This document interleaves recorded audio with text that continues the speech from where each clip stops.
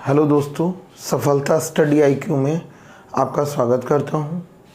जैसा कि आपको पता है हमने पॉलिटी की सीरीज़ चलाई हुई है, तो उसी के रेस्पेक्ट में एक नेक्स्ट क्लास जी आज हम डिस्कस करेंगे बहुमत के प्रकार।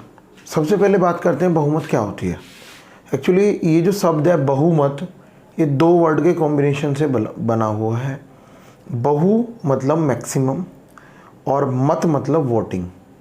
तो अगर किसी प्रस्ताव को हम अपनी संसद में लेके आते हैं या राज्य विधानमंडलों में लेके आते हैं, तो उसे पास कराने के लिए एक मत देना होता है। बहुत से लोग उसके पक्ष में डालते हैं, बहुत से लोग उसके विपक्ष में डालते हैं। तो कभी तो उसे मतलब उस प्रस्ताव को किसी बहुमत से पारित किया जाता है और कभी उस प्रस्ताव को किसी अलग बहुमत से पारित किया जाता है। फॉर एग्ज़ाम्पल ले लें हम, फॉर एग्ज़ाम्पल जैसे राष्ट्रपति जी जब अभिभाषण देते हैं अपना, उसके बाद उनके अभिभाषण पर एक मतलब वोटिंग होती है। तो वो वोटिंग कौन से बहुमत के हिसाब से की जाती है, या फिर जो धन विधेयक होता है ना, उसे हम किस विधेयक से पास करते हैं, या हमें संविधान के किसी अनुच्छेद में संशोधन करना है अगर, तो हम किस विधेयक के किस बहुमत के तहत उसे पारित करेंगे। तो संविधान में संशोधन के लिए हो या संसद में कोई भी प्रस्ताव लाने के लिए, उसे पास कराने के लिए जो बहुमत होते हैं वो कितने तरह के होते हैं और कब कौन से बहुमत का इस्तेमाल किया जाता है, आज चर्चा इसी टॉपिक पे रहेगी जी। स्टार्ट करते हैं। देखो, बहुमत के प्रकार की बात अगर हम करें, बहुमत कितने तरह के होते हैं। देखो जी, बहुमत होते हैं 4 तरह के। इधर देखेंगे, बहुमत होते हैं 4 तरह के। कौन कौन से, देखिएगा जरा।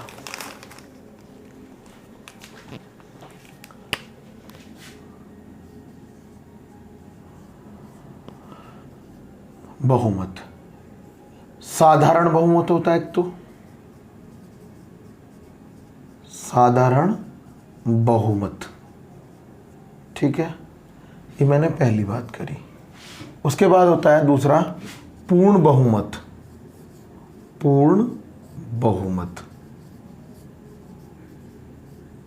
ठीक है जी। उसके बाद नेक्स्ट वास्तविक बहुमत। वास्तविक बहुमत, और लास्ट विशेष बहुमत। विशेष बहुमत। अगर हम बात करें जो साधारण बहुमत है, जो साधारण बहुमत है, इसे हम एक दूसरे नाम से भी जानते हैं। किस नाम से जानते हैं, देखिएगा जरा। कार्यकारी बहुमत, इसे हम कहते हैं कार्यकारी बहुमत। मतलब जो भी हमें काम करना होता है ना, उसके लिए हमें कोई भी प्रस्ताव, कार्यकारी बहुमत, इसी बहुमत से पास करना होता है, ठीक है। तो इसका नाम है साधारण बहुमत, का दूसरा नाम है कार्यकारी बहुमत। अच्छा, अब एक एक बहुमत का हम डिस्कशन करते हैं। सबसे पहले बात करते हैं साधारण बहुमत या कार्यकारी बहुमत, दूसरा नाम इसका कार्यकारी हो गया। अब इसका मतलब क्या है, इसका मतलब है जितने सदन में सदस्य होते हैं, जितने सदन में सदस्य होते हैं, उन सदस्य में जो मतलब समझ लीजिए प्रेजेंट एंड वोटिंग। पी मतलब प्रेजेंट एंड बी मतलब वोटिंग। भाई सदन में जितने लोग प्रेजेंट हैं, ठीक है, तो वो, या फिर ये कह लीजिए, ये मल्टीप्लाई ना करके एंड कर लीजिए इसे, प्रेजेंट एंड वोटिंग, ठीक है। मतलब सदन में उपस्थित लोग या फिर सदन में उपस्थित लोगों के द्वारा, जितनों के द्वारा वोटिंग की जा रही है किसी भी प्रस्ताव में, ठीक है, उनकी बात है। प्रेजेंट एंड वोटिंग का 50%, प्रेजेंट एंड वोटिंग का 50% प्रेजेंटेड बॉडी का 50% और उसके साथ क्या +1 जितने लोग सदन में उपस्थित थे उस दिन, प्रेजेंट कह लो, या फिर जितने लोगों ने वोटिंग करी, ये बात कह लो, इनमें से कोई सा एक, उसका 50% से एक ज़्यादा अगर किसी प्रस्ताव के लिए दे दिए गए तो प्रस्ताव पारित हो जाएगा। ये कौन कहता है? साधारण बहुमत। ठीक है, ये साधारण बहुमत का रूल है। अच्छा, एक बात मुझे और बतानी है आपको इससे अलग। देखो जरा इधर देखो, एक चीज़ होती है, जैसे मैं इसे समझाता हूँ क्लास के रेस्पेक्ट में। जैसे मैं कह रहा हूँ total capacity of a class, total capacity, total capacity मान लीजिए किसी क्लास में कुल बच्चे कितने हैं, मान लेते हैं 100 हैं, 100। ठीक है, नहीं एक्चुअली आप इसे ऐसा ना समझ गए, समझिए एक क्लास में टोटल कितने बच्चे बैठ सकते हैं, ये सही रहेगा। हाँ, एक क्लास में टोटल कितने बच्चे बैठ सकते हैं या बैठने की व्यवस्था है, तो 100, तो उसे कहेंगे total capacity of the class, ये सही रहेगा। उसके बाद एक चीज होती है क्या, टोटल स्ट्रेंथ, टोटल स्ट्रेंथ। मान लीजिए टोटल स्ट्रेंथ का मतलब यहाँ पर 90 है। अच्छा 90 क्यों है, सुन लो, टोटल स्ट्रेंथ का मतलब क्या है। मान लीजिए देखो एक क्लास में इस तरह से हमने फर्नीचर अरेंज किया है कि उसमें हम 100 बच्चों को एक साथ बिठा सकते हैं, लेकिन किसी कारणवश, या ये समझ लीजिए कि हमें अच्छा नहीं लगता, या ये समझ लीजिए कि हमें अपने बुक्स को रखने के लिए एक बेंच खाली रखनी पड़ती है ना, तो ये टेम्परेरी है एक चीज़, है ना। अगर हम टोटल स्ट्रेंथ की बात करें तो हम सारी बेंचेस पे बच्चों को बैठवाते हैं, जिसकी वजह से total capacity of the class room 100 हो जाती है। लेकिन टोटल स्ट्रेंथ की बात अगर आ रही है तो वो होती है जो उस क्लास में मैक्सिमम प्रेजेंट है। ठीक है ना, मैक्सिमम प्रेजेंट होते हैं। उसमें क्या है, कंडीशन मैंने लगा रखी है। कंडीशन ये है, मान लीजिए जैसे एक टेबल मुझे खाली रखनी पड़ती है या एक बेंच मुझे खाली रखनी पड़ती है, उसमें बच्चों को बैठने नहीं देता। क्यों? क्योंकि उस पर मुझे अपने नोट्स रखने होते हैं या बुक्स रखनी होती हैं, आप ऐसे समझ लीजिए। तो टोटल कैपेसिटी कितनी होगी, 100। टोटल स्ट्रेंथ कितनी हो गई, 90, क्योंकि 10 बच्चों की जो जगह थी उसे मैंने मतलब बैठने नहीं दिया, उसे सेव कर लिया अपनी नोट्स के लिए। ठीक है, अगर मैं यहीं पर बात करूं इफेक्टिव स्ट्रेंथ, इफेक्टिव स्ट्रेंथ, कुछ बच्चे हिंदी के होंगे, सोच रहे होंगे हिंदी में नहीं बता रहे, इन्हें आप इंग्लिश में ही पढ़ लो। ठीक है, इफेक्टिव स्ट्रेंथ, वरना बहुत कंफ्यूजन होगा हिंदी में। इफेक्टिव स्ट्रेंथ में क्या है, इफेक्टिव स्ट्रेंथ देखो, मैंने कहा कि total capacity of a class 100 है, जबकि टोटल स्ट्रेंथ 90 है। इसका मतलब हो गया, मैंने अपने लिए सेव कर ली, 90 हो गई। अब बात करते हैं कि जो 90 कैपेसिटी है ना क्लास की, या जो स्ट्रेंथ क्लास की है, उनमें से भी 10 बच्चे एब्सेंट हैं आज। ठीक है, या ये कहिए कि 10 बच्चों के मतलब एडमिशन ही नहीं हुआ, ये समझिए कि 10 बच्चों का एडमिशन ही नहीं हुआ अभी। टोटल 90 हम लेते हैं इस क्लास में, है तो कैपेसिटी 100 की, लेकिन हम 90 लेते हैं, और 90 में भी कितना का हुआ है, 10 बच्चों का एडमिशन नहीं हुआ, 80। तो इफेक्टिव स्ट्रेंथ कितनी होगी, 80। समझ में आई ये बात। अब इसका इस्तेमाल मैं अपने इसमें करूँगा समझाने में। ठीक है, आप समझिएगा, टोटल कैपेसिटी 100 है, टोटल स्ट्रेंथ 90, मतलब मैंने अपनी वजह से, किसी भी कंडीशन की वजह से हम कुछ सीट खाली रख देते हैं। इफेक्टिव स्ट्रेंथ होता है कि अभी कुछ सीट्स खाली चल रही हैं, इन्हें हम भरना चाहते हैं लेकिन अभी वो खाली हैं। तो ऐसा ही हमारे संसद में होता है। ठीक है, कुछ सीट्स हम अपनी किसी कंडीशन, जैसे पीओके की वजह से कुछ सीट्स खाली हैं संसद में, हम उस टाइम उसे भी बताएंगे, क्लियर करेंगे। और इफेक्टिव स्ट्रेंथ मतलब यहाँ पर जैसे कोई सीट खाली हो जाती है किसी कारणवश, आने चाहिए ज़्यादा, लेकिन कोई एमपी या एमएलए की सीट खाली हो जाती है, भाई वो त्याग दे देते हैं अपने पद से, या फिर उन्हें किसी कारणवश हमारे राष्ट्रपति जी हटा देते हैं, तो कुछ भी ऐसा कारण, तो उसकी वजह से उनकी 2 सीट खाली हो जाती हैं। तो क्या वो मतलब टोटल स्ट्रेंथ ही होगी, अभी नहीं, वो इफेक्टिव स्ट्रेंथ हो जाएगी, क्योंकि उन सीटों को भरने का प्रयास कर रही है हमारी संसद। ठीक है, तो जब भर जाएंगी तो हमारी टोटल स्ट्रेंथ इतनी हो जाएगी। क्लियर जी। अब मैं आपसे कह रहा हूँ प्रेजेंट एंड वोटिंग, या तो प्रेजेंट लगाइए या वोटिंग, लेकिन जो फॉर्मूला होता है वो दोनों को ही कहता है, दोनों को लिखने होते हैं फॉर्मूले में। प्रेजेंट एंड वोटिंग, जितने लोग प्रेजेंट है, उपस्थित हैं या फिर यह वोट डाल रहे हैं, उनका 50%, जो भी 50% होगा +1। अब जैसे मतलब 100 लोग हैं और 100 के 100 ने वोट डाल दी, तो उनमें से 50% +1 कितना होगा भाई? 100 का 50% हो गया 50 लोग, प्लस 1 51 लोगों ने अगर हाँ के पक्ष में वोट डाल दिया तो वो प्रस्ताव या वो विधेयक पास हो जाएगा। क्लियर? उस हाउस से, मतलब उस संसद के उस पार्ट से, जैसे लोकसभा या राज्यसभा जहाँ भी वो रखा होगा। क्लियर? अगर हम आगे बात करें पूर्ण बहुमत, पूर्ण बहुमत का मतलब क्या होता है? पूर्ण बहुमत का मतलब ये होता है कि जो इसमें टोटल स्ट्रेंथ है, तो टोटल स्ट्रेंथ आप समझ गए, टोटल स्ट्रेंथ का 50% +1। अब टोटल स्ट्रेंथ क्या है, नीचे जो टॉपिक एक्सप्लेन किया है वो टोटल स्ट्रेंथ समझिए। टोटल स्ट्रेंथ का 50% 1 अगर लोगों ने वोट दे दिए तो वो पूर्ण बहुमत से जो भी प्रस्ताव आ रहा होगा वो पारित हो जाएगा। क्लियर है? हालांकि ये अकेला कभी यूज़ होता नहीं, आगे मैं बताऊंगा। इधर जो मैंने लिखा हुआ है इसमें बहुत कुछ बताना है, तो इसमें आप ये समझिए टोटल स्ट्रेंथ का 50% +1 यहाँ पे होगा। मतलब अगर टोटल स्ट्रेंथ किसी भी हाउस की, मान लीजिए समझने के लिए केवल 200 है, ठीक है, टोटल स्ट्रेंथ कितनी है 200। क्लियर?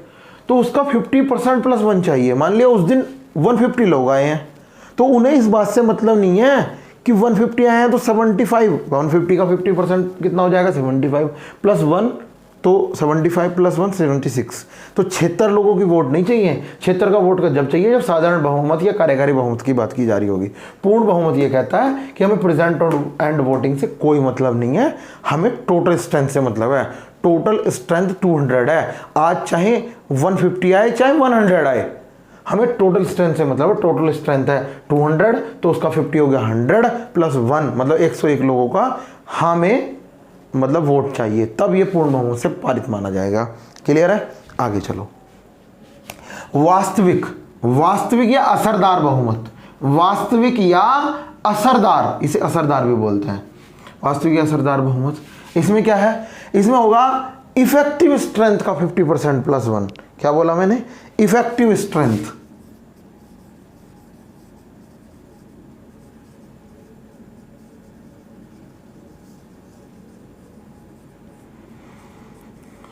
%+ 1। ठीक है? इसमें क्या होगा? इफेक्टिव स्ट्रेंथ का 50% +1।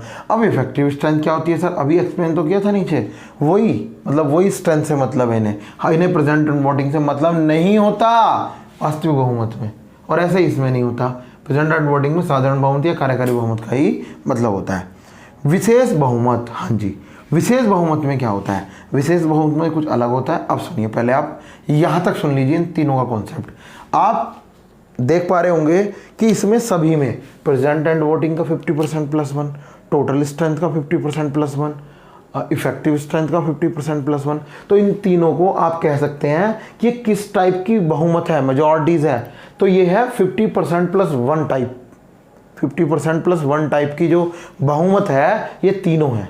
क्लियर? लेकिन ये क्या है? ये नीचे वाली क्या है? नीचे वाला मैं कॉन्सेप्ट रब कर रहा हूँ, टोटल स्ट्रेंथ जो मैंने बताया था। ये नीचे वाला क्या है? ये है विशेष बहुमत। क्या है बच्चों?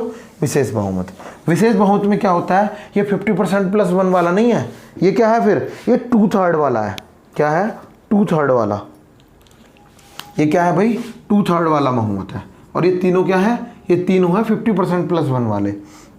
ये 2/3 वाला बहुमत, 2/3 वाला बहुमत।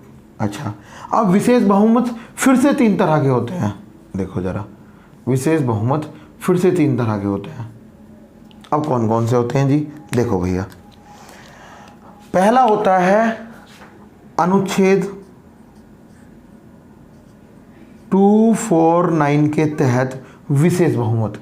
अनुच्छेद 249 के तहत विशेष बहुमत। दूसरा होता है अनुच्छेद 61 के तहत विशेष बहुमत। अनुच्छेद 61 के तहत विशेष बहुमत। और तीसरा होता है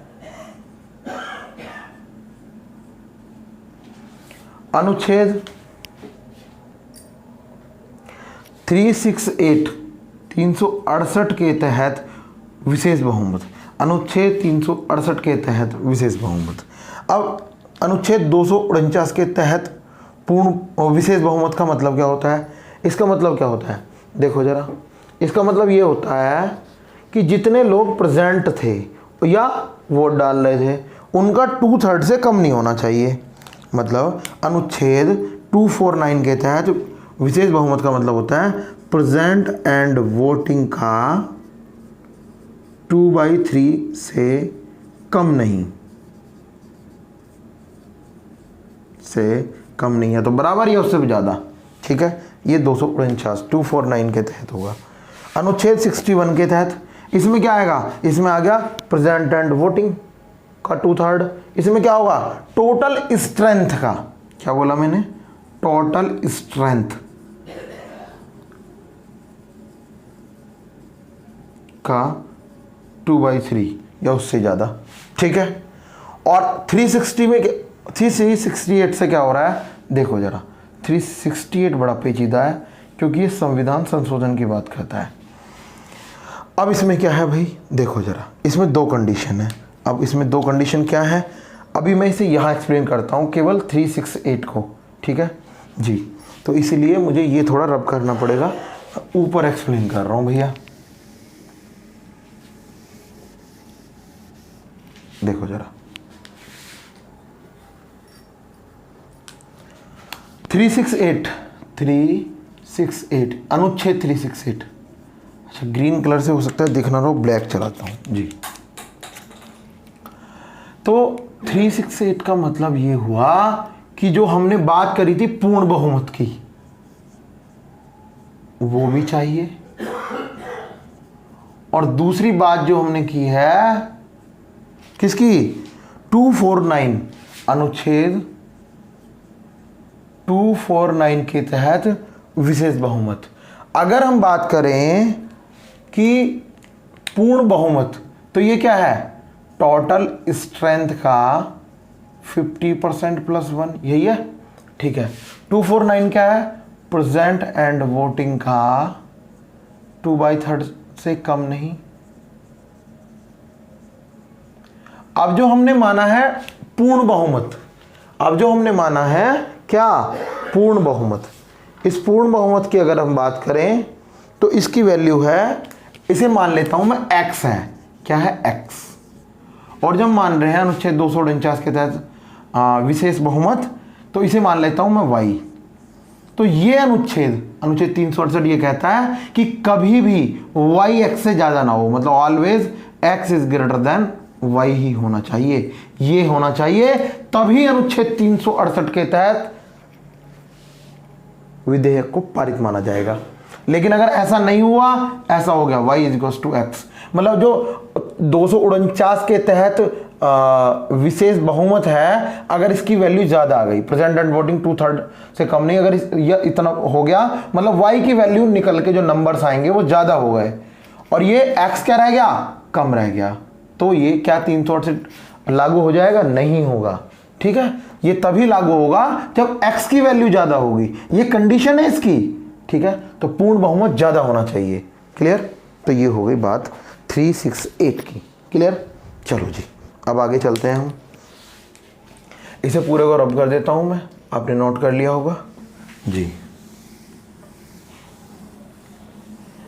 अगर आप फिर से भी इसे समझना चाहें तो मैं ये कह रहा हूं भैया कि जो पूर्ण बहुमत है उसकी एक वैल्यू तो निकल के आएगी ना भाई। जो लोग टोटल स्ट्रेंथ होगी कुछ ना कुछ उस सदन की, तो उसका 50% + 1 कुछ निकल के आएगा, तो नंबर आएगा, वो नंबर x की वैल्यू के बराबर है।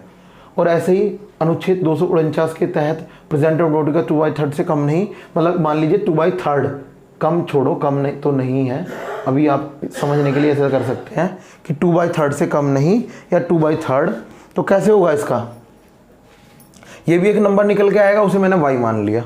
ठीक है, तो ये कह रहा है क्वेश्चन कि x जो है y से ज़्यादा होना चाहिए, x जो है y से ज़्यादा होना चाहिए। हमेशा। तब ये 368 अनुच्छेद 368 के तहत तभी किसी विधेयक को पारित माना जाएगा।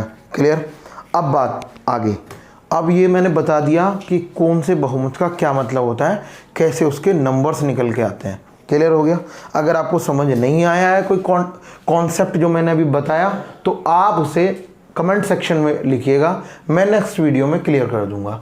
ठीक है, आगे चलते हैं। बहुमत के प्रकार जो मैंने आपको बताए हैं, अब सबसे इंपॉर्टेंट बात आती है कि कौन से बहुमत का इस्तेमाल कहां पर किया जाता है, कौन से बहुमत का इस्तेमाल नहीं किया जा रहा, इसमें दूसरे में किया जा रहा है, मतलब कौन से बहुमत का कहां इस्तेमाल किया जाता है, सीधी सी बात ये है।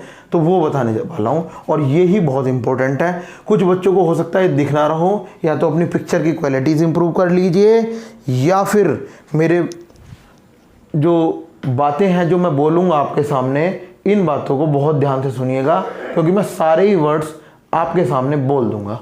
क्लियर? सारे वर्ड्स बोल दूंगा, तो इसलिए आप ध्यान से अगर सुन भी लेंगे तब भी आपका ये कॉन्सेप्ट क्लियर हो जाएगा जी। और दिख रहा है तो सबसे बढ़िया तो वही है। साधारण बहुमत में अविश्वास प्रस्ताव को पारित करने के लिए, अविश्वास प्रस्ताव को पारित करने के लिए हम क्या करते हैं? साधारण बहुमत को लेके आते, साधारण बहुमत से उसे पारित करवाते हैं। ठीक है, तो इसका आंसर ये हो जाएगा कि अविश्वास प्रस्ताव कौन से बहुमत से पारित किया जाता है, तो आंसर हो जाएगा साधारण बहुमत से। ऐसे ही क्वेश्चन आता है। ठीक है, दूसरा, विश्वास प्रस्ताव को पारित कराने के लिए कौन से बहुमत का इस्तेमाल किया जाता है? साधारण बहुमत। जो साधारण बहुमत के आगे लिख रहे हैं सब साधारण बहुमत से पारित होता है। नेक्स्ट, साधारण विधेयक, धन विधेयक, वित्त विधेयक श्रेणी 1, वित्त विधेयक श्रेणी 2 को पारित, इन सभी को पारित कराने के लिए भी हमें साधारण बहुमत का इस्तेमाल करना पड़ता है। कुछ बच्चे कह रहे होंगे वित्त विधेयक श्रेणी 1, सर धन विधेयक होता है या फिर वित्त विधेयक होता है? भाई श्रेणी 1 और 2 मैंने अगर बोला है तो जब मैं पढ़ाऊंगा तो दोनों बताऊंगा क्या मतलब है इनमें और क्या डिफरेंस है इनके बीच का। राष्ट्रपति जी के अभिभाषण पर धन्यवाद प्रस्ताव पारित करने के लिए, राष्ट्रपति जी अभिभाषण देते हैं, उनके बाद जो है धन्यवाद प्रस्ताव पारित किया जाता है, तो उस धन्यवाद प्रस्ताव को किस विधेयक से पारित किया जाता है? बहुत इंपॉर्टेंट है ये वाला। तो ये हो गया। तो इससे किया जाता है, देश में चली आ रही राष्ट्रीय आपातकाल को, नेशनल इमरजेंसी, जो आर्टिकल 352 राष्ट्रीय आपातकाल को समाप्त करने के लिए लोकसभा के विशेष सत्र में पारित किए जाने वाला संकल्प। ठीक है, ये यहां से आगे लोकसभा अध्यक्ष और उपाध्यक्ष का निर्वाचन, अध्यक्ष होते हैं ना स्पीकर, लोकसभा के जो स्पीकर होते हैं उनके निर्वाचन में भी, और उनके उपाध्यक्ष के निर्वाचन में भी, लोकसभा के अध्यक्ष और उपाध्यक्ष के निर्वाचन में भी इसी बहुमत का इस्तेमाल किया जाता है। राज्य विधानसभाओं के, राज्य विधानसभा मतलब राज्य की विधानसभा भी तो है, विधानसभा, विधान परिषद राज्यों में जो है, ठीक है, सारे स्टेट्स में अलग अलग, उसमें भी तो अध्यक्ष और उपाध्यक्ष होते हैं, उनका भी निर्वाचन, मतलब लोकसभा के अध्यक्ष उपाध्यक्ष और राज्य विधानसभाओं के अध्यक्ष और उपाध्यक्ष का निर्वाचन, दोनों निर्वाचन इसमें। कटौती प्रस्ताव पारित करने के लिए, कटौती प्रस्ताव, कट मोशन होता है, सेंसर होता है, उनको पारित करने के लिए किया जाता है। ठीक है, ये साधारण बहुमत। अब आप कहने सर इससे अलग कहीं नहीं होता, बहुत ज़्यादा होता है। मुझे ऐसा लगता है कि इससे ज़्यादा ना तो क्वेश्चन आज तक बना है, मतलब मुझे लगता नहीं, ये बात लगती है कि आज तक इससे बाहर क्वेश्चन नहीं, आगे इससे बाहर क्वेश्चन नहीं आएगा मुझे, और ये बात मैंने देखी है कि आज तक इससे बाहर आया नहीं है। क्लियर? तो ये इंपॉर्टेंट है, इन्हें कर लीजिएगा, और एक भी क्वेश्चन अगर ना हो तो मुझे बताइएगा। होंगे वैसे, बताने की कोई आवश्यकता नहीं है, बिल्कुल नहीं डरिएगा आप। पूर्ण बहुमत इसे, अच्छा, साधारण बहुमत का दूसरा नाम, साधारण बहुमत का दूसरा नाम है कौन सी बहुमत? कार्यकारी बहुमत। और पूर्ण बहुमत का दूसरा नाम क्या है? कुछ नहीं नाम है दूसरा। हाँ, इसका इंपॉर्टेंट कॉन्सेप्ट ये है कि कभी भी अकेले इस्तेमाल नहीं होता। ये अनुच्छेद 368 के तहत बहुमत में मिश्रित स्वरूप में इस्तेमाल किया जाता है, बताया था। अनुच्छेद 368 में कौन कौन सा? पूर्ण बहुमत, और अनुच्छेद 249 के तहत विशेष बहुमत, उन दोनों के मिक्स रूप से 368 बनता है, और ये अकेला कहीं इस्तेमाल नहीं होता है। तो ये भी क्वेश्चन आया हुआ है, कहीं इससे अलग नहीं इस्तेमाल किया जाता है। 368 के मिश्रित शब्दों से अलग कहीं कोई दूसरी जगह इस्तेमाल नहीं किया जाता, तो उसका नाम है पूर्ण बहुमत। वास्तविक बहुमत कौन सा होता है? उपराष्ट्रपति को पद से हटाने के लिए राज्यसभा में पेश किए जाने वाला संकल्प। किसे हटाने के लिए? उपराष्ट्रपति। उपराष्ट्रपति जी जो हैं हमारे, उन्हें हटाने के लिए राज्यसभा में एक संकल्प पेश किया जाता है, ठीक है। उसे किस बहुमत से पारित किया जाता है? वास्तविक बहुमत से, ठीक है। इसमें वास्तविक बहुमत में एक बात बताऊं, सबको हटाने का जिक्र है बस, ठीक है। चलो आगे चलते हैं। लोकसभा अध्यक्ष और उपाध्यक्ष को पद से हटाने के लिए, ठीक है, लोकसभा अध्यक्ष और उपाध्यक्ष को पद से हटाने के लिए राज्य विधानसभा के अध्यक्षों, उपाध्यक्षों, राज्य विधान परिषदों के सभापति और उपसभापति इत्यादि को पद से हटाने के लिए, ठीक है, इसका इस्तेमाल किया जाता है। अब आती है बात विशेष बहुमत की। तो विशेष बहुमत 3 बताए थे, तो 249 के तहत क्या होता है? देखो, राज्य सूची के विषय, हाँ मैं आपको बताऊं, मैंने जैसे आपको बताया था कि हमारा जो है एकात्मक रूप धारण कर लेता है इमरजेंसी के टाइप में हमारा जो संविधान है, हमारा जो भारत है, ठीक है। तो उसमें ये बात है 249, राज्य सूची के विषय पर केंद्र के द्वारा, राज्य सूची के विषय राज्य का अधिकार होता है, बिल्कुल होता है, लेकिन इमरजेंसी के समय ये अधिकार किस पर ट्रांसफर हो जाता है? केंद्र पर। केंद्र के लिए ट्रांसफर हो जाता है, केंद्र को चला जाता है। तो केंद्र के द्वारा कानून बनाने के लिए राज्यसभा में पेश किया जाने वाला संकल्प 249। 61 में क्या होता है? महाभियोग। देखो महाभियोग, अच्छा महाभियोग जैसा जो संकल्प है इसे इंग्लिश में बोलते हैं इम्पीचमेंट। तो ये संकल्प या ये प्रस्ताव महाभियोग जैसा केवल राष्ट्रपति के, हमारे राष्ट्रपति जी के लिए यूज़ में आता है, उन्हें उनके पद से हटाने के लिए महाभियोग चला जाता है। किसे? राष्ट्रपति जी को। क्या कहीं और सर महाभियोग का यूज़ नहीं होता? एक्चुअली महाभियोग जैसी प्रक्रियाएं तो यूज़ होती हैं, लेकिन महाभियोग जो शब्द का इस्तेमाल किया जाता है ना, वो राष्ट्रपति जी के लिए ही किया जाता है कि उन्हें पद से हटाने के लिए किस प्रक्रिया का इस्तेमाल किया जाता है? तो महाभियोग का, ठीक है। कौन से अनुच्छेद में लिखा हुआ है? 61 में। इसका तरीका क्या है? तो मैंने बताया है, टोटल स्ट्रेंथ का 2/3, ठीक है। आगे चलते हैं। उसके बाद 368। तो इसमें क्या क्या है? पहला, संविधान संशोधन विधेयक पारित करने के लिए, सबसे इंपॉर्टेंट। और ये 368 का जो इस्तेमाल सबसे ज़्यादा किया जाता है ना हमारे संविधान में, जो संशोधन किए जाते हैं उन्हें करने के लिए उससे पहले ये पारित करना हो, संविधान संशोधन विधेयक पारित करने के लिए, ठीक है। उसके बाद आगे, तो संविधान संशोधन को क्या बोलते हैं? अमेंडमेंट, ठीक है। तो आगे चलते हैं। सेकंड, देश में राष्ट्रीय आपातकाल लागू करने के लिए संसद के दोनों सदनों में पारित किया जाने वाला संकल्प, ठीक है। ये दूसरी बात लिख रही है, हो सकता है यहाँ से नीचे ना दिख रहा हो, तो मैं आपको ये लाइनें इससे आगे की 2 बार बोलूँगा, आराम आराम से बोलूँगा, सुनिएगा ध्यान से या फिर नोट कीजिएगा। मैं बोल रहा हूँ सेकंड नंबर से फिर से। देश में मतलब अनुच्छेद 368 के तहत जो ये अपना बहुमत है, जिसे विशेष बहुमत कह रहे हैं, तो उसका इस्तेमाल कहाँ कहाँ किया जाता है? तो देश में राष्ट्रीय आपातकाल लागू करने के लिए जो राष्ट्रीय नेशनल इमरजेंसी लागू की जाती है, संसद के दोनों सदनों में पारित किया जाने वाला संकल्प है ये, ठीक है। नेक्स्ट पॉइंट, सर्वोच्च न्यायालय, हमारा जो सुप्रीम कोर्ट है, सर्वोच्च न्यायालय तथा उच्च न्यायालयों, भाई सुप्रीम कोर्ट तो हमारा एक ही है, सर्वोच्च न्यायालय उसकी पीठ हो सकती हैं, लेकिन हमारा जो सर्वोच्च न्यायालय है वो एक ही है। हो सकती हैं पीठ कहीं फ्यूचर में बन भी जाएं, लेकिन न्यायालय हमारा एक ही होगा जो कि दिल्ली में स्थित है। सर्वोच्च न्यायालय तथा उच्च न्यायालयों मतलब क्योंकि हर एक स्टेट में न्यायालय है, उच्च न्यायालय, ठीक है। तो उच्च न्यायालयों के न्यायाधीशों को उनके पद से हटाने के लिए संसद में पारित किया जाने वाला संकल्प, ठीक है, ठीक है भाई।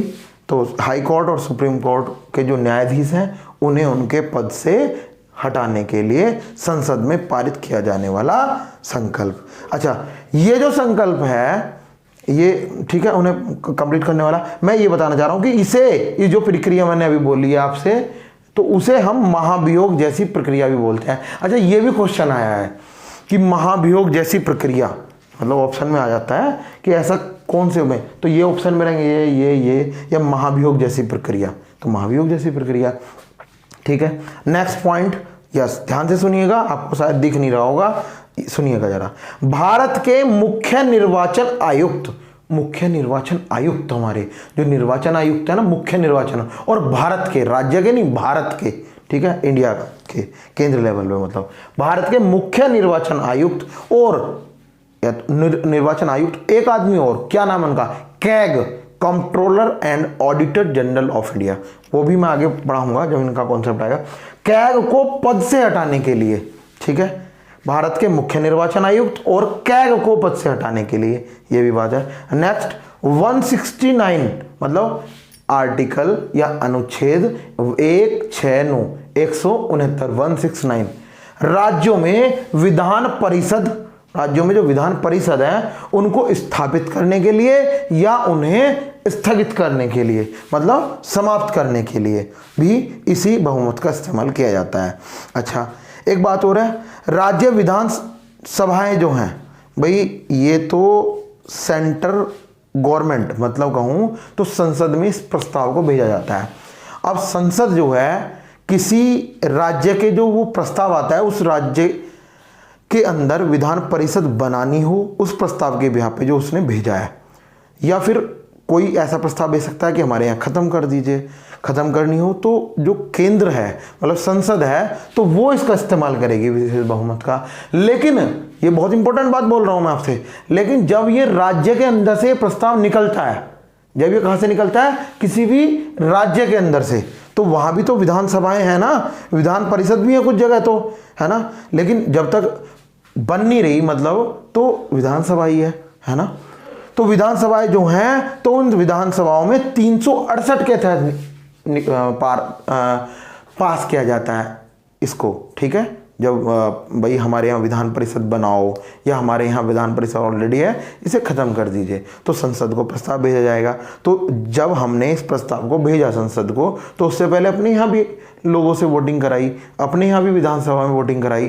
तो वो कौन से अनुच्छेद से, तो अनुच्छेद 368, विशेष बहुमत तो है लेकिन अनुच्छेद 368 से, क्लियर, उसे पारित किया। और जब वो कहाँ पहुँच गया,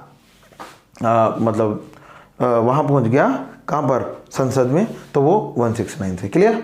तो ये कॉन्सेप्ट क्लियर हो गया है। तो बहुमत के प्रकार खत्म हो जाते हैं, और ये ही इंपॉर्टेंट है, इससे अलग कोई क्वेश्चन नहीं आएगा, देख लेना आप, ठीक है। तो दोस्तों, कैसा लगा आपको मेरा कंटेंट और मेरे पढ़ाने का स्टाइल, प्लीज़ कमेंट सेक्शन में ज़रूर बताइएगा। Thank you so much.